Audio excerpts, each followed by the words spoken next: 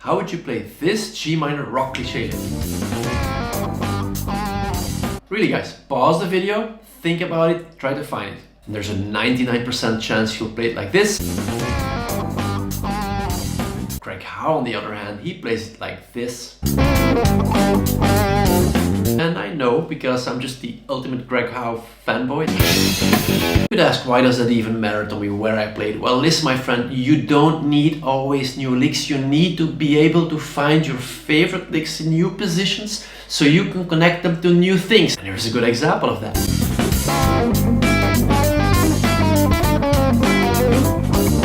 By playing that same lick in a different position, I'm able to connect it, guys, to some of my favorite arpeggios. If you are new to arpeggios, get down in the description below and get my free arpeggio guide. And now let's get into this lesson to dive a little bit deeper. So the only and the key message for today is to find more of your favorite licks in different positions of the neck. First of all, it really helps your fretboard knowledge to find out how certain of your favorite licks work in certain positions of the neck, because we know that's the guitar, that's how it works. Standard tuning, the B string is a doozy, so sometimes we really need to adapt those favorite licks to that B string. They work just a little bit differently in another string set. Secondly, guys, I would say improvisational flexibility, meaning you're in the heat of the battle, you're having fun, you're here on the neck, right here, you're having fun. Suddenly your brain says, I need favorite lick number 4. Well, you only know it here. So there's only one option. You need to jump to here and jump back or something like that. So knowing your favorite ideas, how they sound and work on the neck in at least 2 places, I would say, gives you more flexibility improvising. And lastly, knowing your favorite licks in different positions gives you more options to connect to arpeggios. You know, I'm big on arpeggios. This is a wonderful example because actually that lick played like 99% of rock players. That's a problem for arpeggios. Box number 1 is kind of void of good arpeggios. It's a dead man's, no man's land.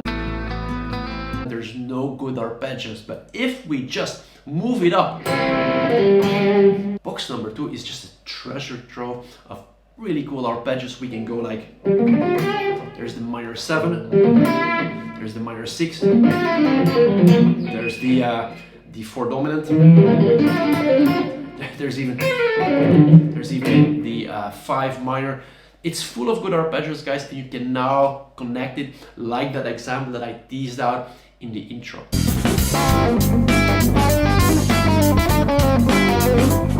Hoping by now you have my free arpeggio, guys. You can find all those shapes I just played, but also you can find in the description below something else which is pretty new when I'm filming this, which is my elite arpeggio for minor world. Because guys, there's actually always 35 arpeggio options everywhere on the fretboard. Pretty overwhelming. That PDF shows you exactly the ones actually I just played in each position of the neck. Out of all options, you can play the best ones. That's why I'm calling it elite arpeggios. You can get it description below. Guys, let's move on to a second example. The backing track you're hearing right now is actually a dominant backing track. The chords happening in the background is a G7. So we can also use a G major pentatonic or a G mixolydian scale. So here's a line again. The question is, how would you play that? Pause the video if you want, find it, and I'm betting you would play it like this. My idol Greg Howe does not play it like that. He plays it like this. And again, this gives me new options, because if I go like, play it like that, well, I'm getting into this zone here.